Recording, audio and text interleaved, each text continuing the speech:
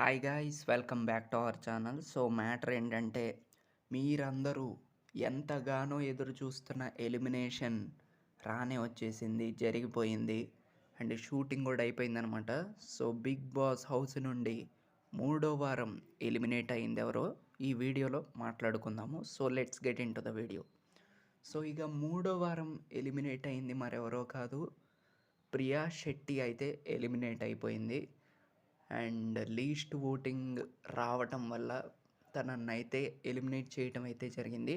And ఓటింగ్లో తనే బోటంలో ఉంది. అండ్ ఓట్స్ కూడా చాలా తక్కువ వచ్చాయంట. సో అందుకే తనని ఎలిమినేట్ చేయటం అయితే జరిగిందనమాట. ఈరోజు ఎపిసోడ్లో ఎలిమినేట్ చేస్తారు తనని.